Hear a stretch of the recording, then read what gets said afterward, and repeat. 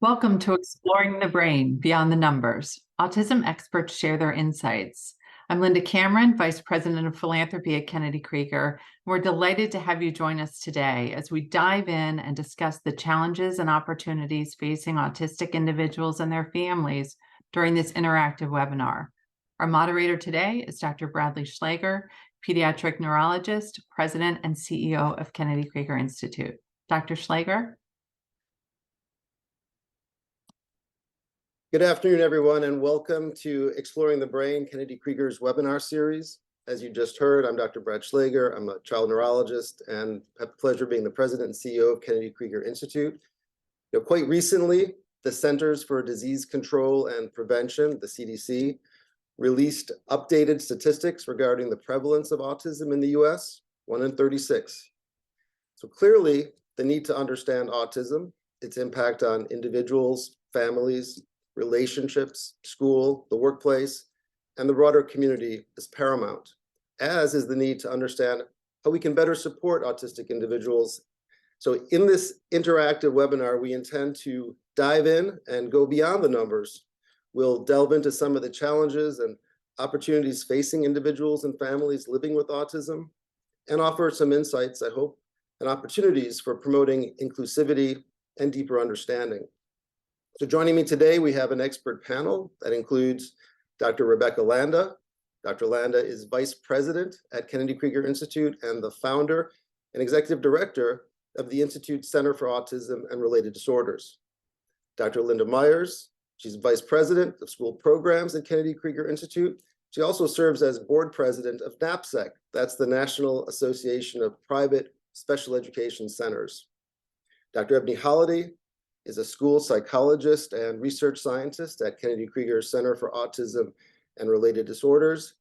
Wendy Morris is the proud parent of Jared Morris, who is an autistic adult. Wendy serves on the Kennedy Krieger Board of Directors, co-chairing our Education and Community Services Committee. And Zoja Zaks. For more than 20 years, Zoja has counseled and supported hundreds of autistic teenagers and adults and those with related conditions to live and work in their communities and to reach their personal goals.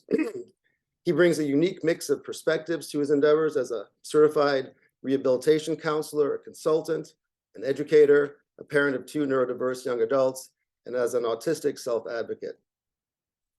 So now, before we get started, I'd like to just acknowledge that in the autism advocacy community, there are varying perspectives on language. Some prefer the use of person-first language. For example, John is a person with autism. Others prefer the use of identity-first language. For example, Sally is an autistic person. At Kennedy Krieger, we recognize and respect those perspectives.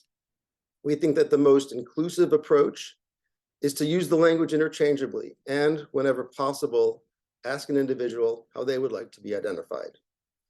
So thank you, panelists, for joining us today, and let's get started. Becky, let's talk about what autism is and perhaps what it isn't. It's often described as on a spectrum. What does that mean exactly? Well, there's a good deal to unpack here, but I'll address these things to give us a good start and introduction here. Autism characteristics are seen in 2 major domains as defined in the Diagnostic and Statistical Manual 5th edition. And the first of these is social communication and interaction, and the second is repetitive patterns of behavior and restricted range of interests. And so the signs of autism can change somewhat over the lifespan, and I'm going to give some examples of what social and communication challenges can look like. Usually there's a difficulty with the smooth flow of to and fro interaction. And most autistic individuals have difficulty following other people's nonverbal cues and understanding social nuances. So in terms of nonverbal cues, for example, they may not recognize when somebody doesn't want to be approached, or they might not understand what someone's thinking about, judging based on what they're looking at, for example. And in terms of some of the social interaction missteps, there can be difficulty like getting into someone's personal space or not reading someone's emotional cues. For young children, we may see difficulty responding to their name or a decreased number, frequency of social imitation and initiation, for example. And then regarding the repetitive patterns of behaviors and interests, examples can include an intense focus on certain types of toys, for example, like preferring toys that have buttons or that light up and make sounds. In terms of there can be particular interests that can be rather all-encompassing and highly focalized, like an interest in trains or certain television programs. And these can be not only seem unusual to some people, but they can be things that are quite usual, like even preferring to just read, for example. So it's not that something necessarily has to be odd. It's more the all-inclusive or sort of the exclusivity of an interest. Another big piece of autism for most people has to do with being undersensitive or oversensitive to certain experiences. Like, for example, being overly sensitive to the sounds that an air conditioner might be making, or to a baby crying, for example. And in terms of undersensitivity, there can be an atypicality in terms of pain threshold, like there may be an insensitivity to pain, or even insensitivity to their own body signals, or like knowing if their heart is racing, or knowing really the same thing goes with maybe the intensity of a headache. They might not be able to report on that well. The big thing that you mentioned too is that autism occurs on a spectrum. And so we can see things ranging from, for example, in intellectual capacity, from profound impairment to gifted. And in terms of a verbal ability, there may be there are people who are non-speaking to people who have gifted verbal abilities. With regard to degree of social insight, that also varies on a spectrum. There are people who are autistic who have very profound impairment and require round-the-clock supporting care, as opposed to people who are living independently and working independently and driving, getting married, having children. I'll reserve the what is not autism for a little bit later, if that's okay. Oh, sure. Yep. That's great. That's great context for discussion that will follow. Something, Becky, that's been in the news a lot lately, as mentioned at the top of this program, is the autism prevalence numbers recently updated by the CDC. By age 8 years, 1 in 36 children meets criteria for an autism diagnosis. I think it's important to unpack what does prevalence mean, and how does that differ from incidence? Right. These are very confusing epidemiologic terms. And so prevalence refers to the total number of individuals in a population who have a health condition within a period of time. So just as you mentioned, in 2020, the children who were 8 years old, of those 8-year-olds in 2020, there were 4% of boys and 1% of girls who were identified as autistic. Incidence, on the other hand, is the number or rate of new diagnoses made during a period of time. So there's been a lot of discussion also, including in the media, about what this increase in prevalence means. Are more children getting autism? Are more children being evaluated and therefore diagnosed because there's greater awareness of autism? Some combination of both? How do you think about it? I'm really glad you asked this question because it is a very common one. And definitely more people from early childhood into adulthood are being evaluated for autism. And this is a sign that researchers and advocacy groups and public health officials have done a good job getting the word out to increase the public's awareness of the signs of autism. Through research, we've learned more about how the subtleties of autism can appear, particularly in females who have been historically underdiagnosed. And we're also doing better at diagnosing autism in minority and ethnic groups, minority and non-white ethnicities like Black and Hispanic Latino children. At the same time, there was a shift in the diagnostic manual that we use to diagnose autism in 2013, such that we no longer were required to have it so that the person who's being diagnosed manifested signs of disability or delay before the third birthday.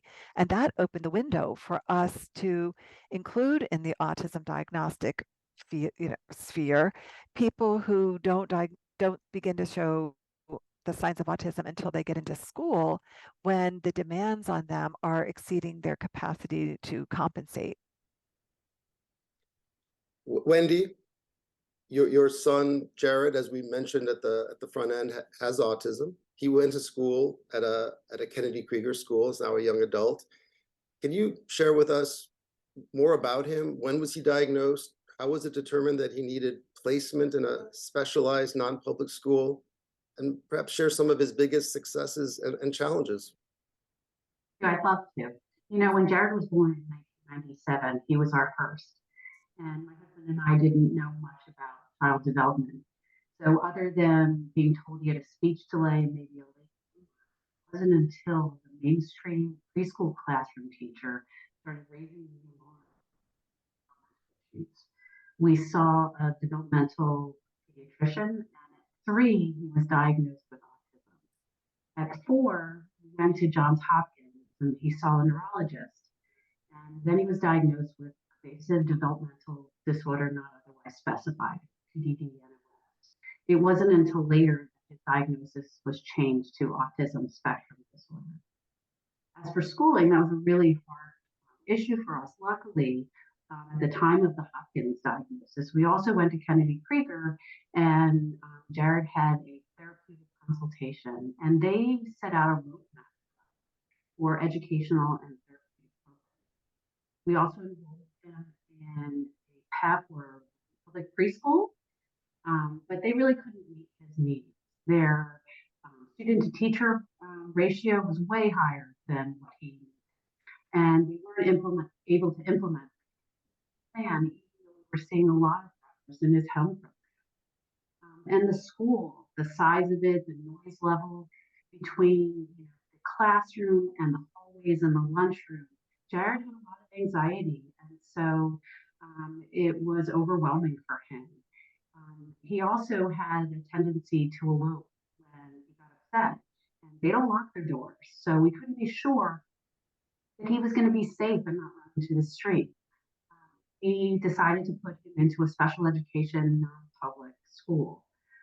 Moved him twice, and then we ended up at Kennedy. And that's where we really saw a lot of measurable success. The curriculum was interdisciplinary and highly individualized to his needs. The training of the staff, educational staff, all the way from the main teacher to the aides, was exceptional. And when he turned 18, he received fabulous vocational training, and it really was pivotal in his success after school.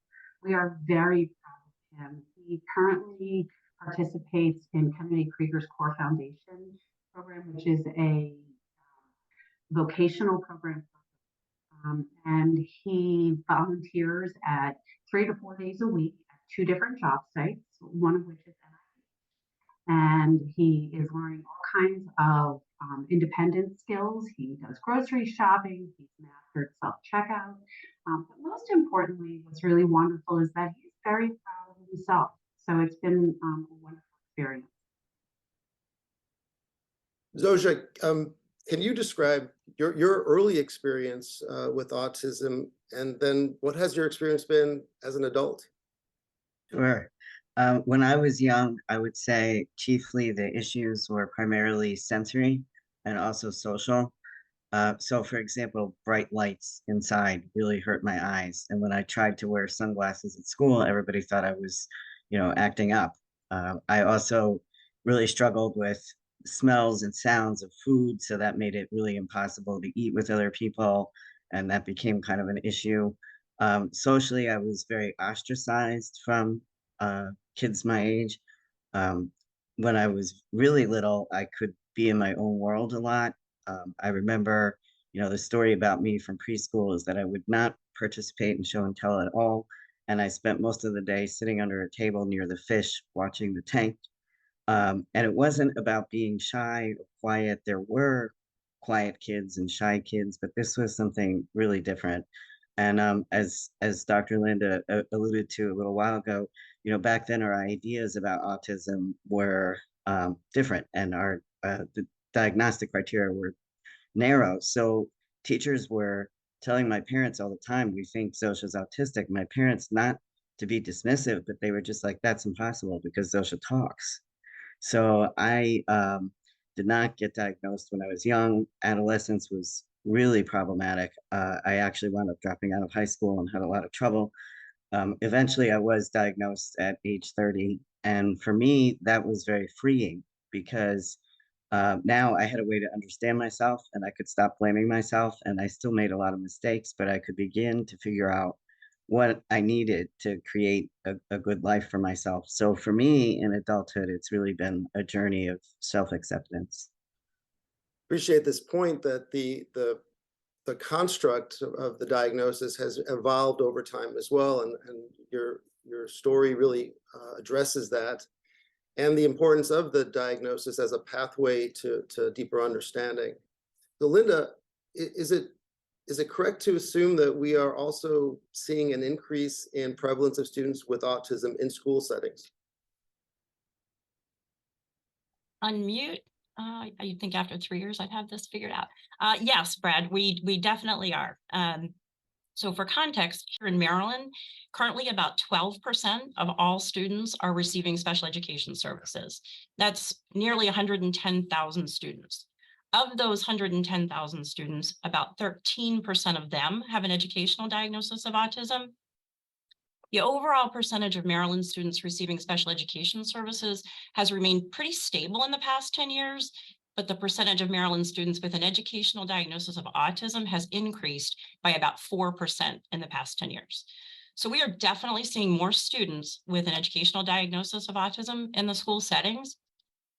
In addition, there are students who, for educational purposes, are identified as having multiple disabilities.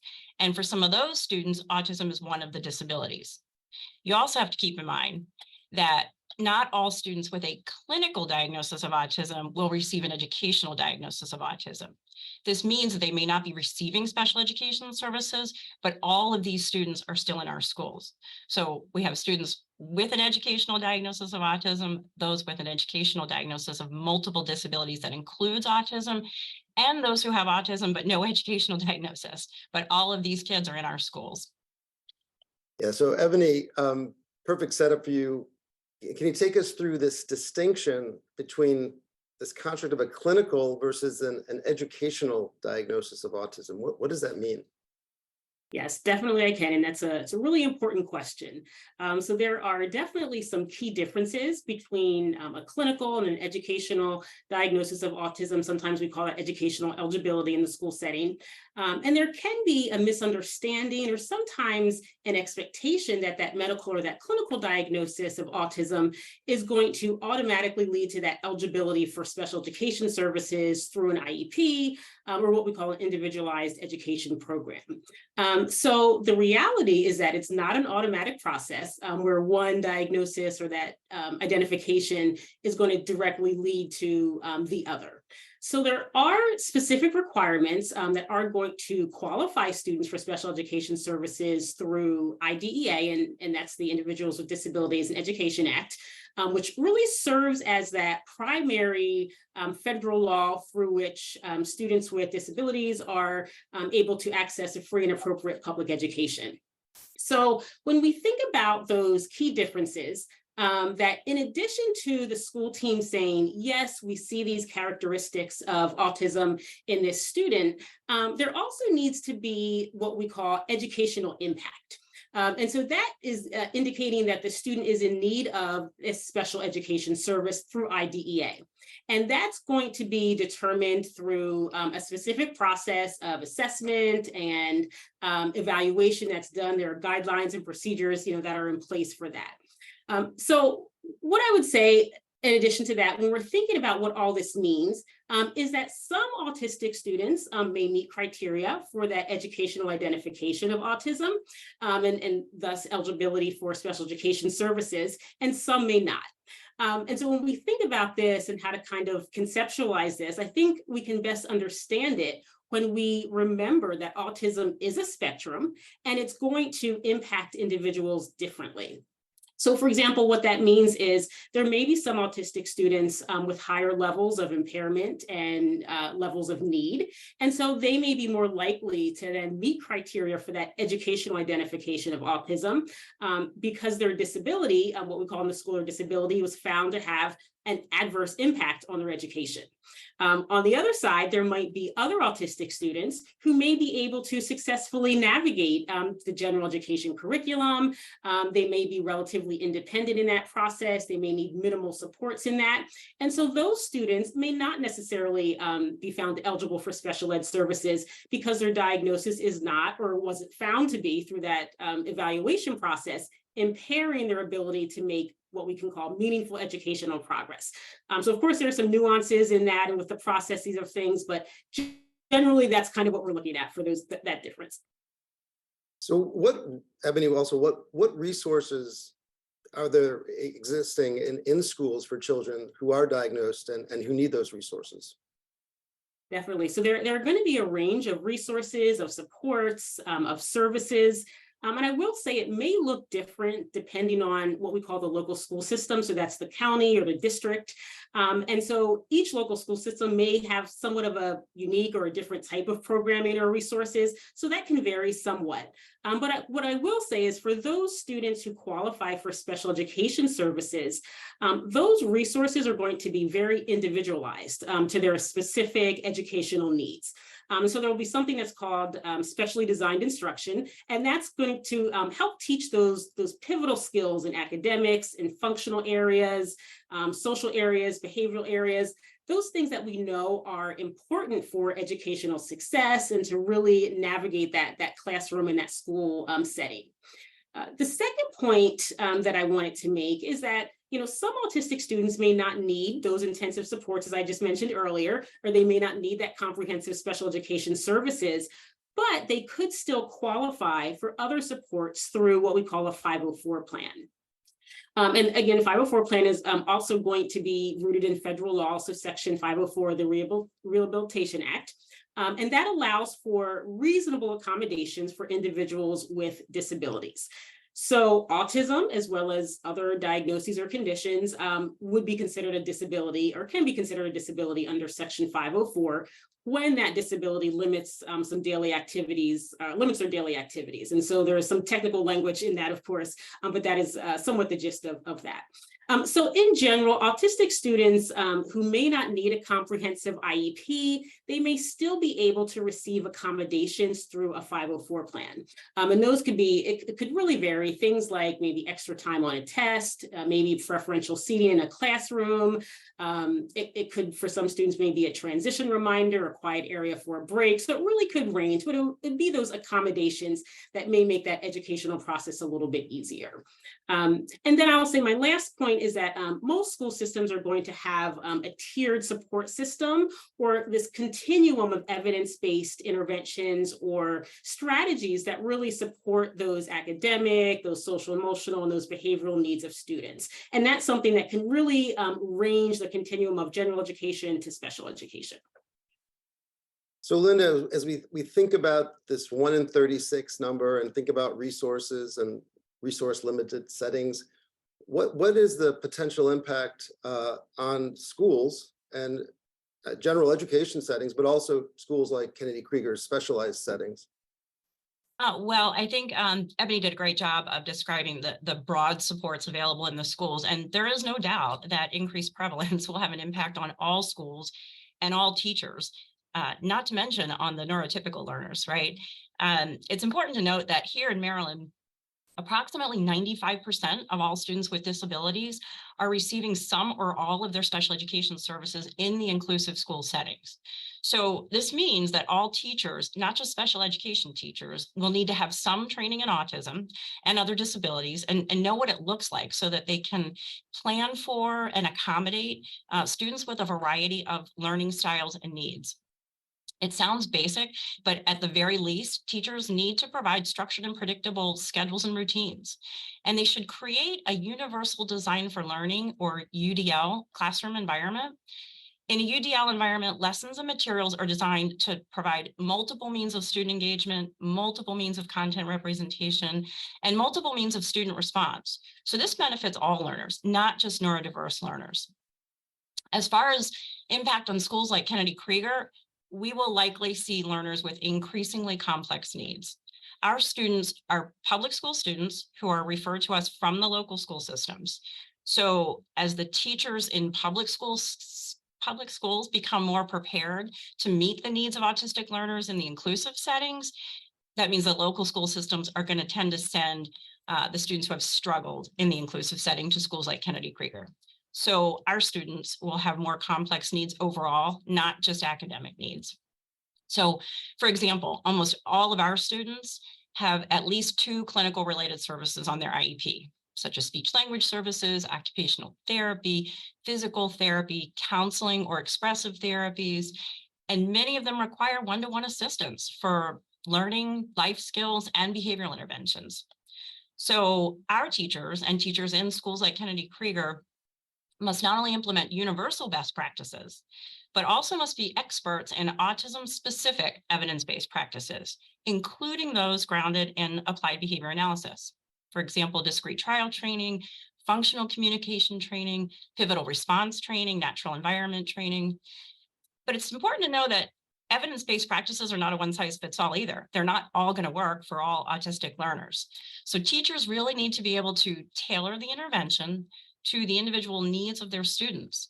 I mean, basically, the more complex the learner's needs, the more individualized and specialized the instruction, supports, and related services need to be. So all that said, there is no doubt that increased prevalence in students with autism will have an impact on teachers in all schools, public schools and non-public schools like Kennedy Krieger.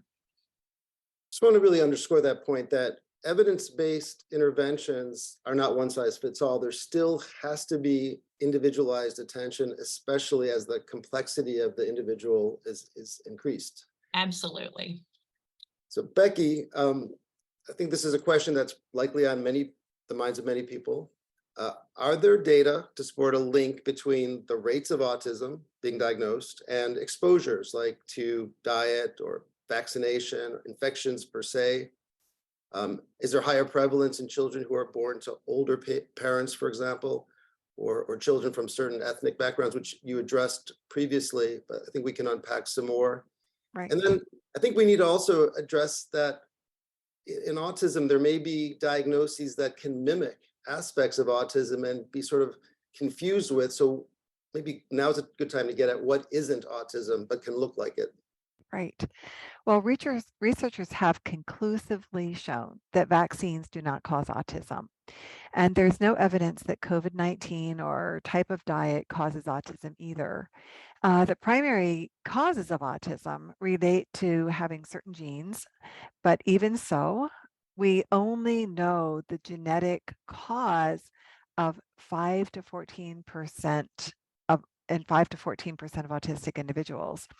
So the epidemiologic studies do show signals that when a man or a woman is older, when a child is conceived, there's a greater opportunity or likelihood that the baby will have autism or some other developmental disability.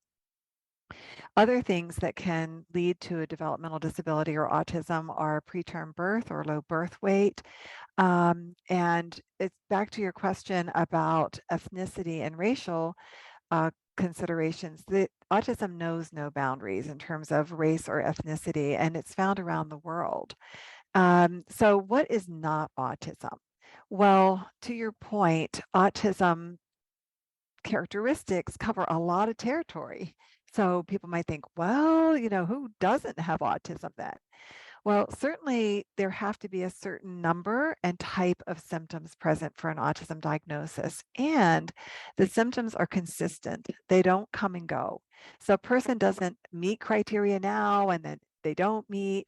And also their functioning has to be adversely affected by their autism traits.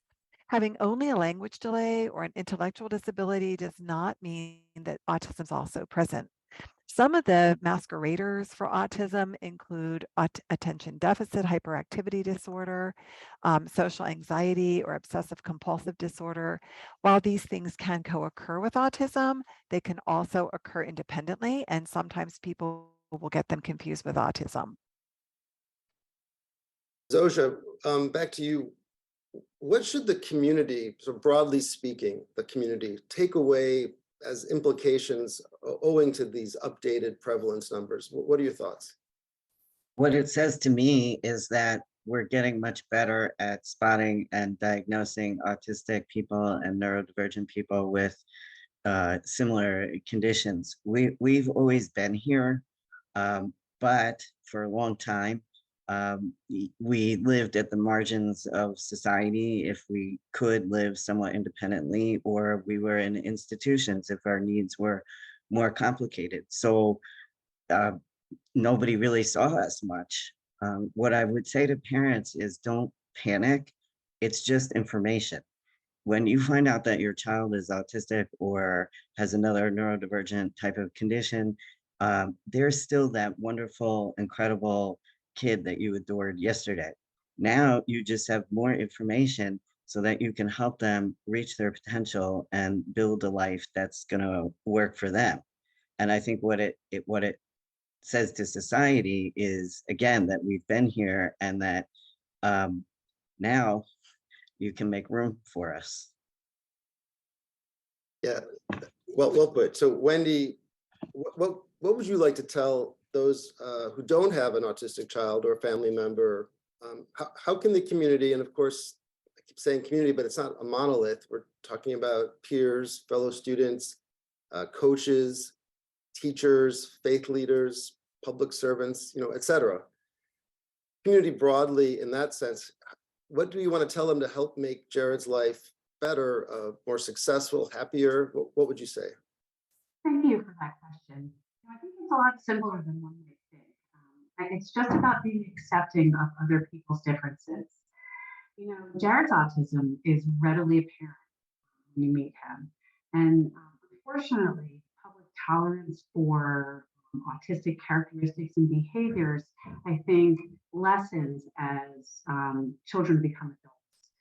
So, and I think that for an autistic individual like Jared to really live a meaningful, fulfilled life, he has to be accepted and included in his community. So if you happen to be in a movie theater and you hear someone yell out to the screen because he, is so excited, he's not being rude. He just really is engaged in the performance.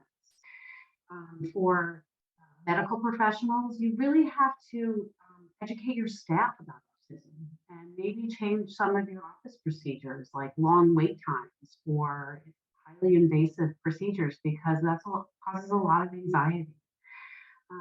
Potential employers hire an autistic person because they're qualified, even if they can't answer the application by themselves or all the questions in an interview. And while they're working, they may pace while they're waiting or talk, in scripted language. But if they're doing their job, then that's really all that matters. I think that autistic individuals deserve the right to live and be included in a community on their own terms. So if they want to travel, if they want to eat in restaurants, obtain quality health care, be engaged in meaningful employment, I think that we really need to accept them. And I think the key to an inclusive environment is knowledge and acceptance. So thank you to all of you who are participating in this webinar, because I'm hoping you've gained all kinds of knowledge about autism and that you share it with others. So Zosha, could you speak to that same question as well?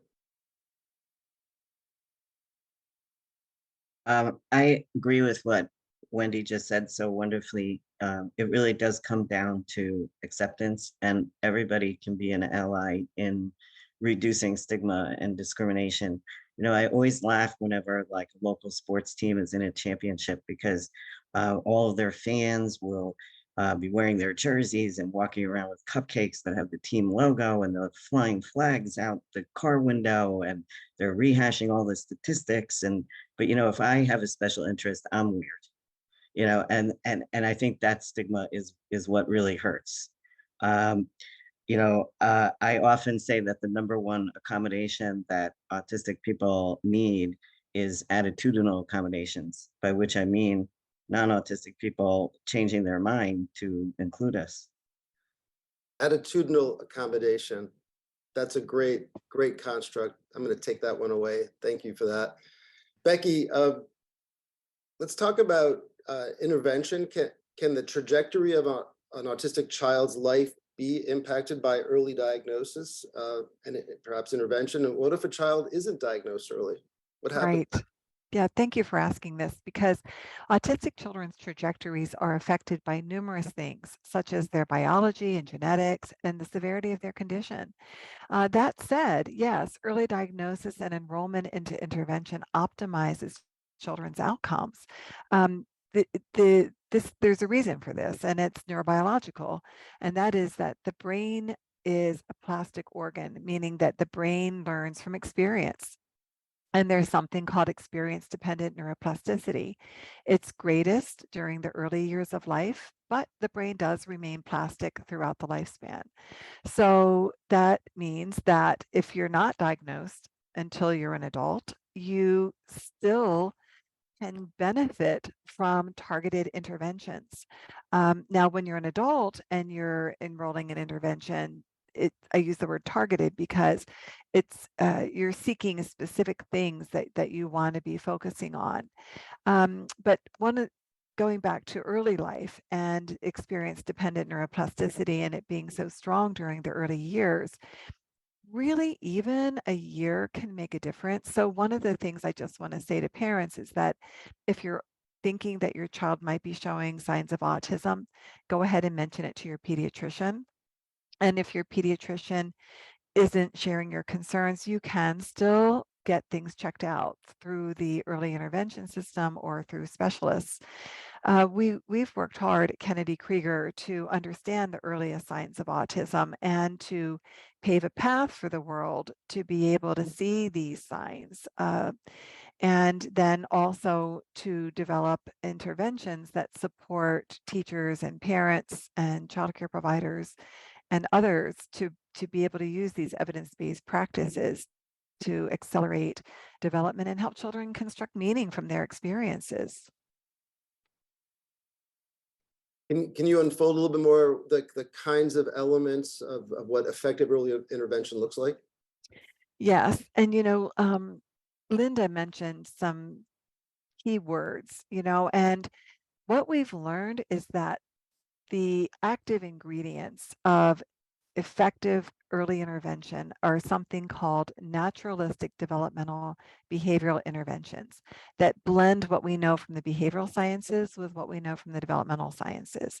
And, Zosha mentioned something really important, and that is the power of someone's interests and capitalizing on that. So one of the things that we encourage adults to do when they're engaging with young children who are autistic is to integrate the child's interests and follow the child's attentional leads, and then create these communicative authentic communicative temptations or opportunities, and then to give children time to process. And so we want to be able, on the one hand, to create what we call joint action routines, and that is things that involve the child and me, and we're both taking turns, but then me also doing scaffolding or prompting to help children expand their attempts into more sophisticated and complex developmental skills.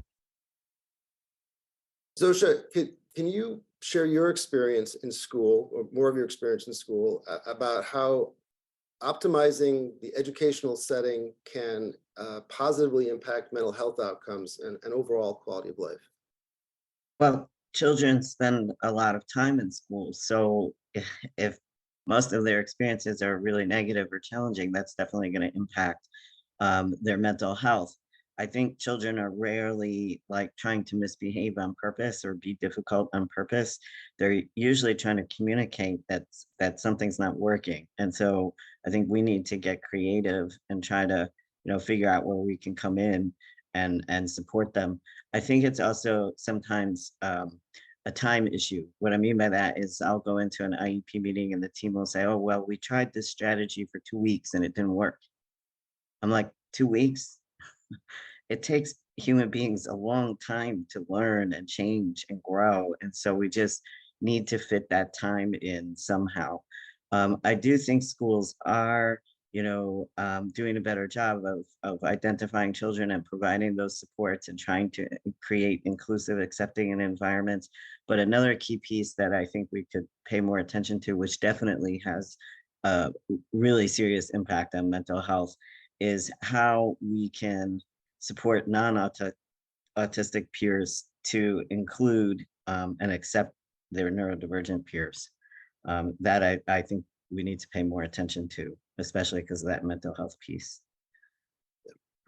So Becky, when I introduced the Center for Autism-Related Disorders, I didn't really mention that a big part of that is the research mission. So what's on the horizon? What are we studying, and what do we hope to learn from that research initiative? Right. I mean, one of the things that we have going on at CARD, as you mentioned, is the vast range of research ranging from infancy into adulthood. And we hope to learn more about how to personalize intervention to an autistic person's learning characteristics. On the surface, that sounds like, well, gee, why haven't you gotten that done yet?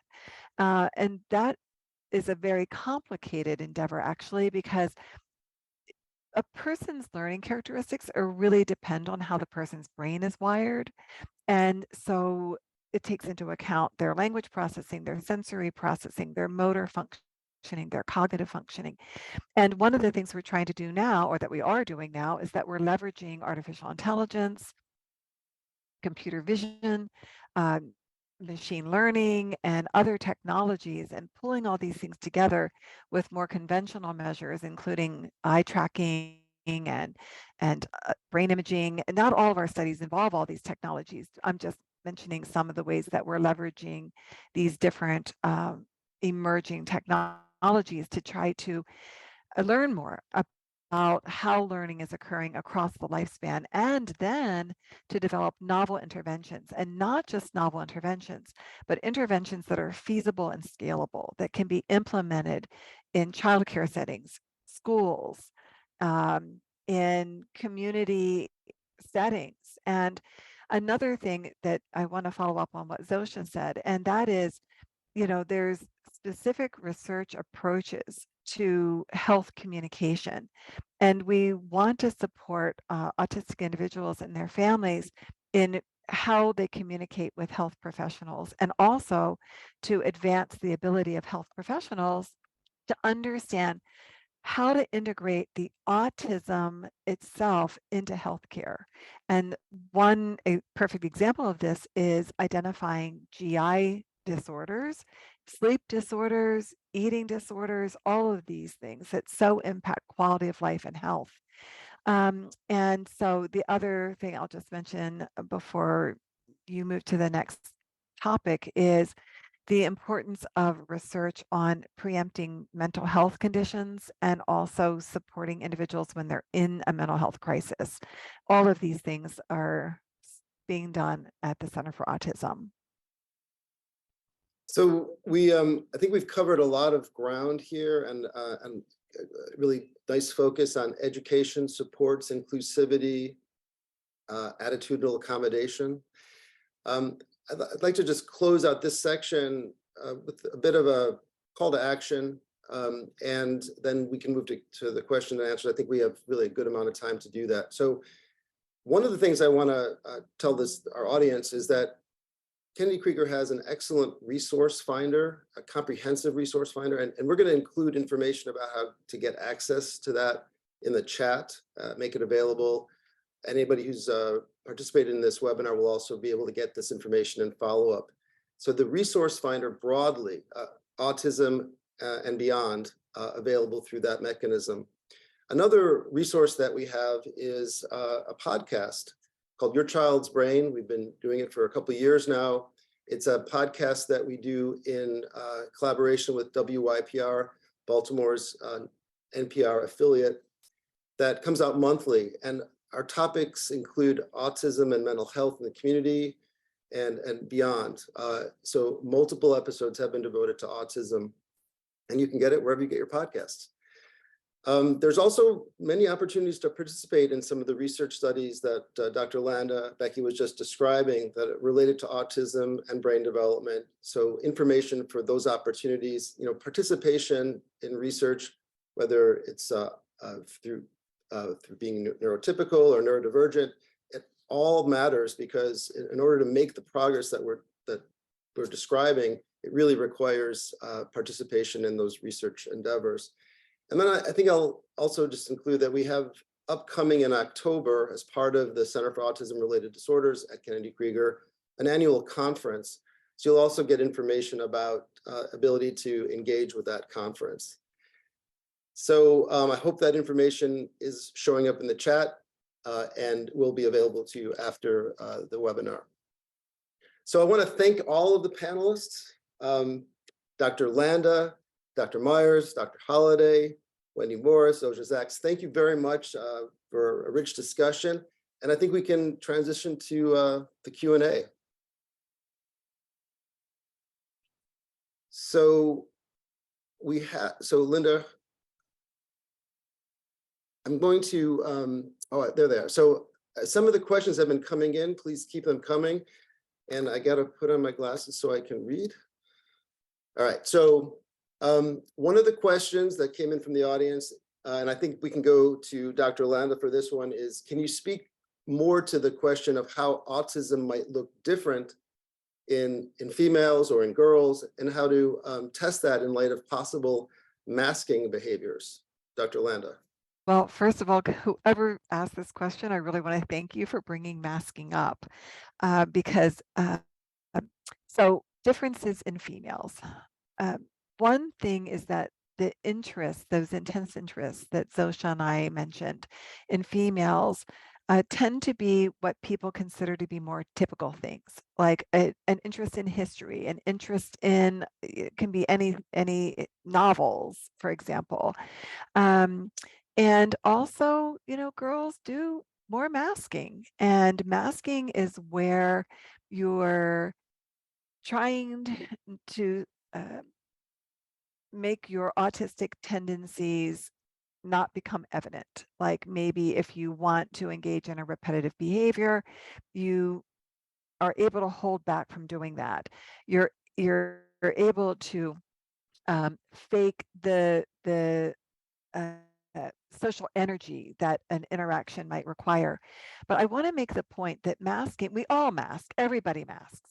The difference between neurotypical people's masking and an autistic person's masking is that for an autistic person, it's more exhausting, and there's sort of a cumulative exhaustion that builds up over time with this, to the point where a colleague of mine who's autistic recently told me that it leads her to have meltdowns.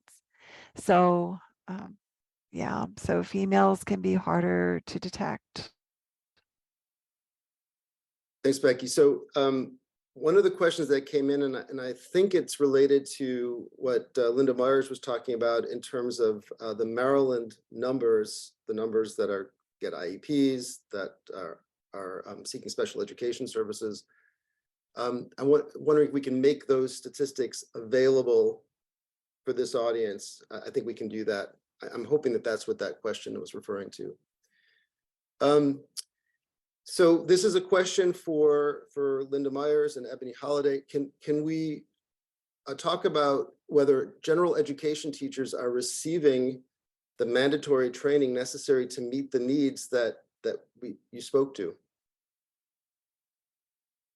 Linda, why don't you go first? I was going to punt to Ebony. As Ebony touched on in her answer a little while ago, that the practices from local school system to local school system are going to vary. Their approach to the identification and evaluation process, as well as their approach to providing training and professional development for their staff. I think it's pretty safe to say, though, that all public school systems in Maryland and I think most throughout the country, I hope, are providing at a very minimum Autism 101 training to their staff so that they can at least be alerted to the fact that these individuals, these students are going to be in their classrooms, whether they're identified or not. Of course, if they are identified, they're going to have an IEP or a Section 504 plan, and that'll give the teacher a little bit more to go on. But at least some basic training in the school systems will help them recognize neurodiverse learners in their classrooms. Ebony, anything to add to that? I definitely agree with what Linda had said. I would also add, I think, especially in the general education environment, teachers get a lot of training, but sometimes it is that targeted training that's really important, and what the specifics of autism are important to know. So sometimes kind of breaking that down a little bit, and whether it's making it a little bit more applied or specific to students that general education teachers are working with, I think sometimes that can be helpful as well. I agree that there's probably that general Autism 101 knowledge, but sometimes I think taking that a step farther and talking a little bit more about what that might look like for individual students, or where some of those gaps in training are, can be helpful. But I do agree there's likely that basic training that's available. I think it's always good to take that a step farther to say, what else do we need to know? Or I think even along with what Zoja was talking about, how are we making sure that students are also supporting neurodivergent or autistic students in the classroom? So making sure that it's not just teachers, but it's also other staff, and it's also students that are there as well. So keeping with the education questions, Ebony and Linda, how can general education teachers advocate for young students who need more support than the neighborhood or the local school system can provide? What do you recommend? Ebony? When you mentioned that, I kind of thought a little bit to myself, because I feel like it's such a real need that is out there as well. And as someone who kind of tries to still keep a foot in public school systems as well, I definitely hear that from school teams of, a particular student does need more support, and what do we do with that? I guess I will provide some practical types of suggestions. I think it's always good to have what we call data in schools, and to have that information on what the child needs. So what current supports are there in maybe that general education environment? How is the child responding to that? And what else maybe is needed? And so often how you kind of move up that ladder, how you look at identifying higher levels of support perhaps, is indicating that there's a need that's there. And so it may be identifying, what is going on in that current classroom, what are the child's skills, what are the child's behaviors, and where would you like to see that child or that student go? So I feel like keeping that a written log of information, whether it's formal data, whether it's anecdotal data, but just to have that information that can be shared with the school team, including the family, including educational administrators, that this is the current situation and this is what that student may need. I think that can be helpful in some circumstances. Linda, anything to add to that?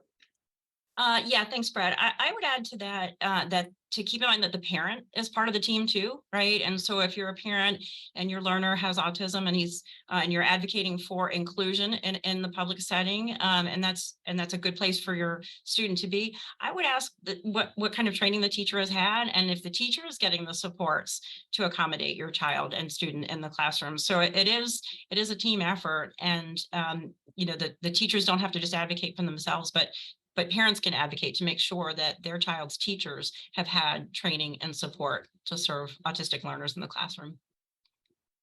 Brad, Question. could I just chime Please, in? Becky, yeah, go ahead. One quick thing here, and that is the importance of communication between teachers and parents. And, one of the things that Ebony did for our Autism Acceptance Month webinar, and I don't know what's the easiest way to tell people to get to that, because it's still online and it's with a teacher as well as with a parent. And this topic of communication comes up because sometimes it's easy for that to move into an adversarial conversation pretty quickly. And so I would just encourage teachers and parents to go into these conversations with a lot of openness, knowing that sometimes it does take a little extra elbow grease to get some supports for the teacher, but also for teachers to to be really open to understanding what parents have to offer, since they know their child better than anyone. Thanks. And sticking with you, Becky, really an important question. What's the best thing to do if you think your child has autism? What's the best way to get an evaluation and perhaps a diagnosis? So this is a very complex question, because if the signs are subtle, then it's probably more important to go to an autism specialty center. If the signs seem to be pretty overt, I would probably try to go to a community provider. And the only reason I'm saying that, of course, we welcome every single family at Kennedy Krieger Center for Autism and Related Disorders. I'm just saying that everywhere you go, there is a waiting list. And so I would just say, if you have a concern, as soon as you get a concern, get your name on a list somewhere, because then if you change your mind, you can always cancel it. But I want to encourage parents, do seek out the evaluation if you have a concern. So there's a question also, Becky, that gets back to the prevalence numbers, and it's referring to, the question is, wasn't there a study about 4 years ago set in California which showed that the increase in autism prevalence in the US, while partially able to be explained by greater awareness and better diagnosis attention, is actually a true increase above and beyond the greater awareness? This is a very good question. And there is a very, very large NIH study funded. We're actually part of it, looking at gene environment interactions. And we're also part of the SPARK network through the Science Foundation, looking at genetic causes. There is so much coming out in the neurosciences now that are helping us to understand how genes are affected by environmental exposures. And so I would just say, stay tuned to the science on this, because just like we said earlier, autism is different in every person, not only in the way the symptoms express, but in their neurobiology and how the neurobiological elements interact and how those interact with the environment. So this is very complex territory, but the person who posed that question is right, that we do suspect that there's more than just better identification. So Linda, this is a question for you, and I think it addresses that we weren't entirely clear in our description of the Kennedy Krieger school. So the question is really, it's, are we talking about CARD, the Achieve program? Are we talking about schools broadly? Can you just speak to what do we mean by Kennedy Krieger schools? So as I mentioned, there are about 110,000 students in Maryland receiving special education services, and most of them in their public school. So there are currently about 3,800 students who are public school students that have been placed in separate non-public day schools. And Kennedy Krieger is one of those. So Kennedy Krieger schools, we currently have 4 programs, 3 here in Baltimore City and 1 in Prince George's County, and soon to have a 5th down in St. Mary's County in the fall. And we are currently serving approximately 475 of those 3,800 students who are in non-public separate day schools. Does that answer the question, Brad? I think so. Okay. And, if there are more questions along those lines, oh, Becky, go ahead. Just real quickly, because you use the word achievements, I just want to clarify that. Is that okay, Brad, real quick? Please, yes. Yep. So the program that Linda's talking about, the Kennedy Krieger School, starts at what, Linda, kindergarten or first grade? 5 to 21-year-olds. And the Achievements program is an insurance-based program. It's a speech language pathology led program that does occur in a classroom, in a group setting, in the Center for Autism and Related Disorders at 3 of our sites. So it's a different program, and that runs for children who are 24 months through 5 years of age. Right. So there are different enrollment processes for the schools that I'm describing and for the programs that Becky is describing.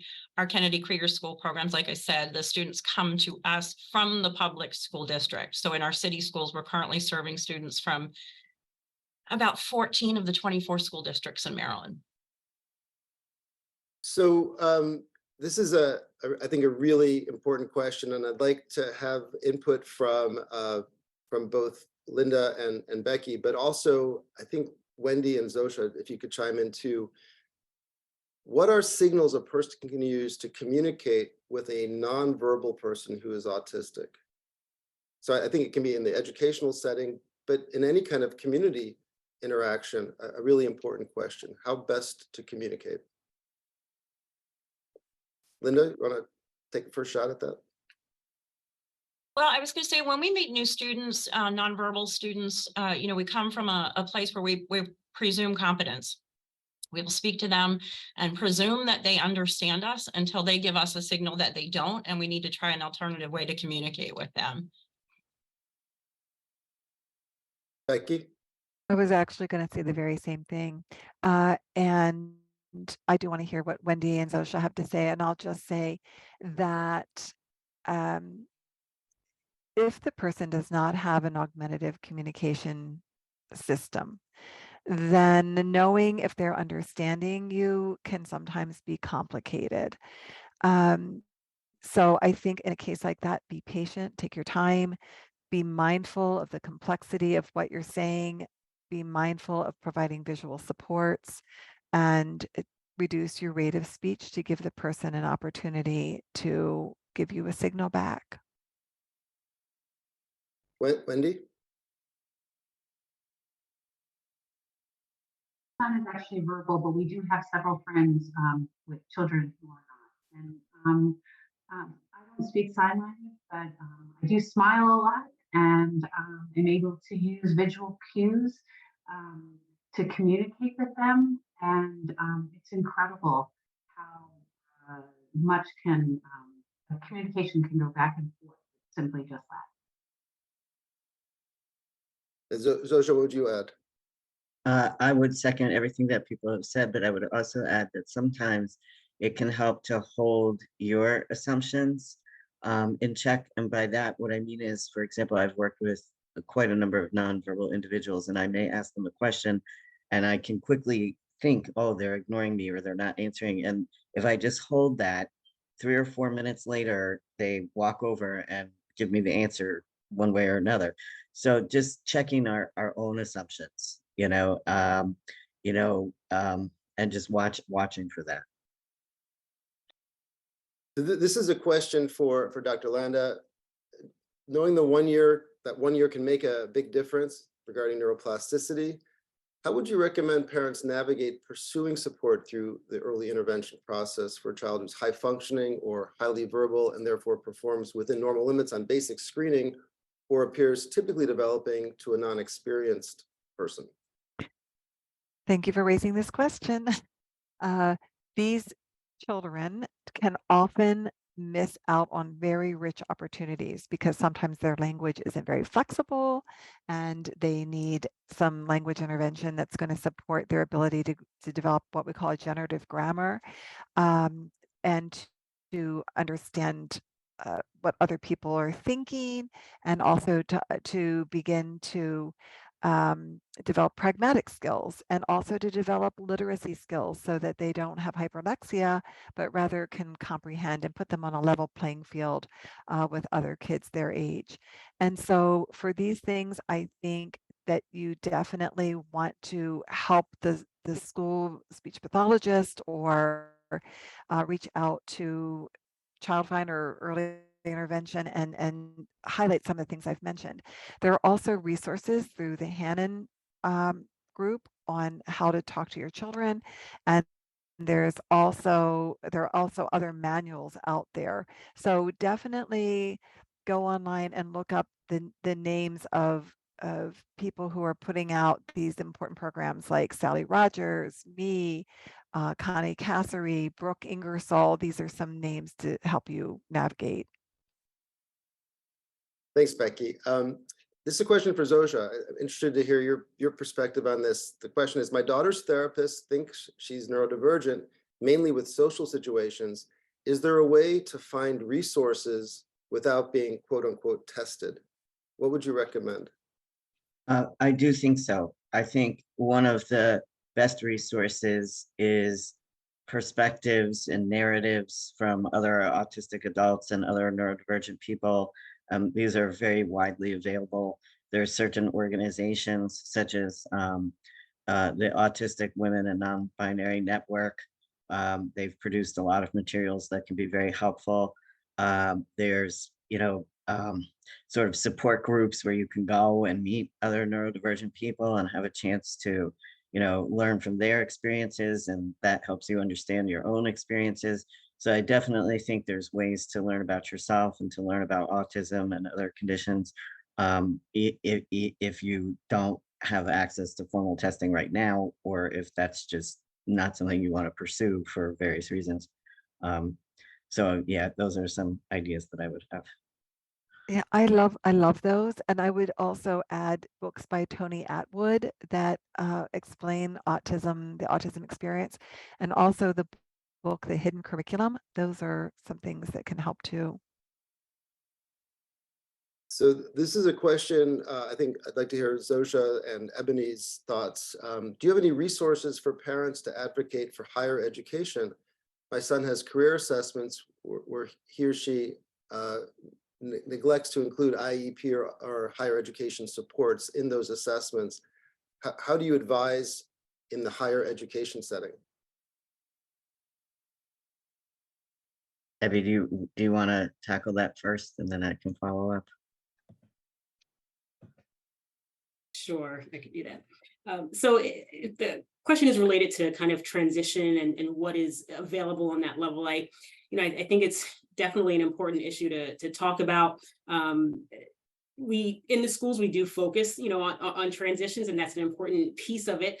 I don't think we can over plan, for that. I think that's really important to look at what those skills are, what that future process looks like once there is a transition from high school to post-secondary education, or what that may look like. If it is looking at additional education from that high school level, there are different college programs that are available around the country that are specialized for some individuals, autistic individuals, that can provide social support and support with academics and different types of functional skills.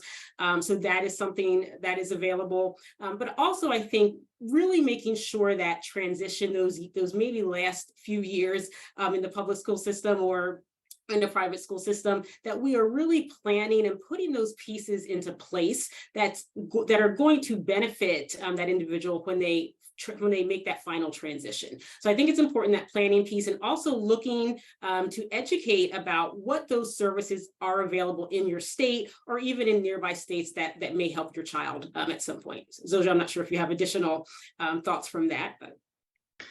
Just one or two. There are also colleges that are not specifically autism programs, but are, have initiatives or neurodiversity center. And so I think even when your child's young, looking at those so you can see where colleges can support and where they can't, and what that process really looks like. The other thing that I'll put out there is that I tend to look at these things through a developmental lens. And so what I see happening, because I've worked with, dozens of college students on the spectrum. I started a program for them at Towson University. They can graduate, and then they are sort of not leaping to, what we typically anticipate will happen next, such as a job or living independently. And so what I just want parents to include in their planning thoughts is that for many of us, it takes us a little bit longer to grow up and to, like if you think about, all the things that you think a 22-year-old or a 23-year-old should be able to do, we may need more time. And so we may still need some supports, even if we get that diploma. And so to build that into your planning and to think about what that might mean for your family. Zosha, again, sticking with you, there's a convergence of questions that really are centered around that idea of how do I get, I have autism, how do I get supports at my workplace? That's an excellent question. It's a little bit of a complicated question because it depends on what work you're doing and what sort of workplace you're at. The broadest way I can answer this is that employees with disabilities are protected from discrimination at work and do have a right to reasonable accommodations, but it's a negotiation. So unlike the school system where the school, sort of has to figure out what you need and figure out how to get that to you because you're a child, when you're an adult, you have to negotiate with the employer, and people can question whether something is reasonable or not. And that can be a little bit difficult. So I would say reach out for support in the process. That may be someone at work that you trust. It may be a human resources office if it's a bigger type of employer. It could even be other autistic adults and just learning from them and how they've dealt with it.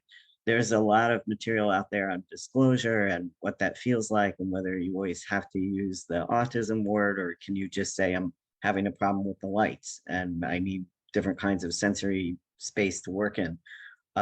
I think companies are getting better about seeing this as a diversity. And I know someone mentioned, there's the autism traits, but if someone's doing a good job and they're getting the job done, that's really what matters. So it goes back again to my whole attitudinal accommodation question. And can we widen our ideas about who's a worker and who should be working with us? Yeah, I think it catalyzes us to want to include in our information that we send out information about our workforce development neurodiversity at work program, core foundations, which Jared, Wendy's son, participated in, efforts to make sure that people have a pathway to employment, both by preparing autistic individuals, but also preparing the workplace to understand how to do all the things that Zoja just mentioned, and to do it in a way that makes the workplace an inclusive one and a supportive one. So this is going to be the last question, and I really like this one a lot. How can we move toward, Ebony, this is for you. How can we move toward getting the clinical model and educational model to merge so that supports can be provided in the public schools without pushback? Oh, I love that question.